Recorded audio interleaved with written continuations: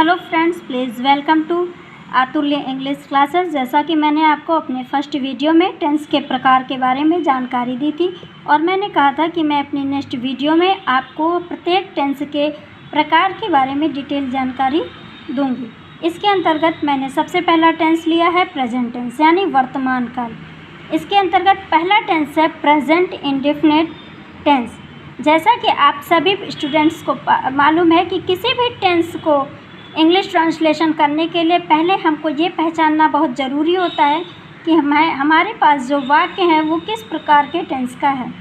इसके लिए पहचान में सबसे पहले प्रेजेंट इंडेफिनिट टेंस की पहचान है कि इस टेंस के वाक्यों में वर्तमान समय में काम का होना या करना पाया जाता है।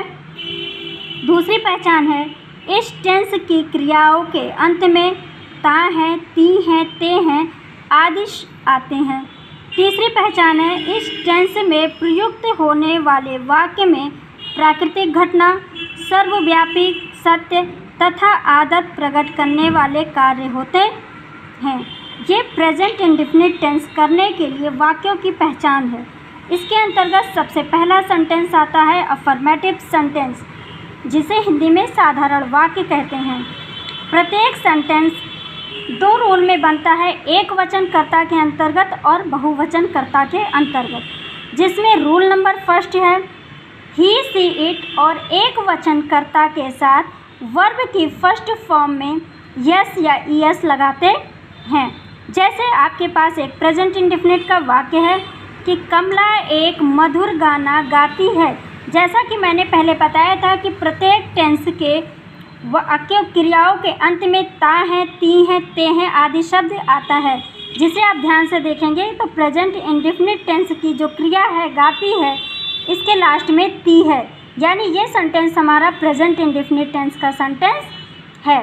अब इसको करने का रूल मैं आपको बता रही हूँ, जिसमें सबसे पहले हम टेंस करने के लिए सब्जेक्ट की स्पेलिंग लिखते हैं, फिर वर्ब लिखते हैं और फिर ऑब्जेक्ट लिखते हैं। इसके बाद अदर किसी की स्पेलिंग बचती है तो उसे हम एक्स्ट्रा में लिखते हैं। ट्रांसलेशन करने का तरीका है, जैसे सबसे पहले मैंने यहाँ पे रूल में लिखा है कि सबसे पहले सब्जेक्ट की स्पेलिंग लिखी जाती है, यानी कर्ता हमारा कमला है। फिर वर्ब की फर्स्ट फॉर्म यानी गाती है सिंग। वर्ब की फर्स्ट फॉर्म में यस या यस का प्रयोग है, यानी क्रिया में यस या यस हमने लगाया है। फिर इसके बाद देन ऑब्जेक्ट यानी ए स्वीट सॉन्ग। ये हमारा रूल नंबर फर्स्ट था, जिसे करने का मैंने ये तरीका बताया। अब सेकंड रूल है कि यदि हमारा वाक्य बहुवचन है, यानी आई, यू, वी, दे और बहुवचनकर्ता के साथ वर्ब की फर्स्ट फॉर्म ही आती है, अतः इसकी क्रिया के अंत में यस या ईएस नहीं लगाया जाता। जैसे कि मैंने अभी ऊपर के सेंटेंस में आपको बताया कि जब हमारा सेंटेंस एक वचनकर्ता का होगा तो उसकी क्रिया में यस या यस लगेगा। देन रूल नंबर 2 कह रहा है कि यदि हमारा सेंटेंस बहुवचनकर्ता का होगा तो उसकी क्रिया की केवल फर्स्ट फॉर्म ही लगाई जाएगी, उसके अंत में यस या ईएस का प्रयोग नहीं किया जाता।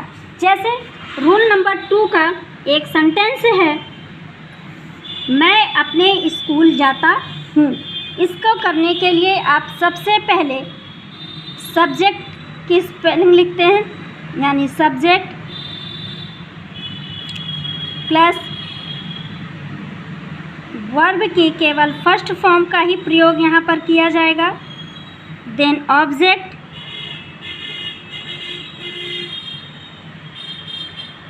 प्लस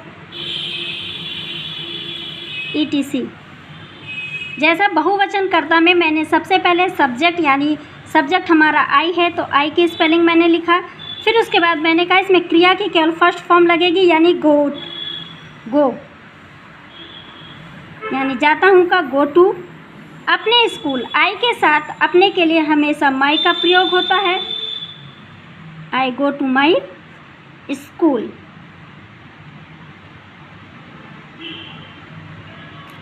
तो फ्रेंड्स, ये हमारे प्रेजेंट इंडेफिनिट के एस्ट्रेटिव सेंटेंस करने के दो रूल थे। एक रूल था एक वचनकर्ता का और दूसरा रूल था बहुवचनकर्ता का। तो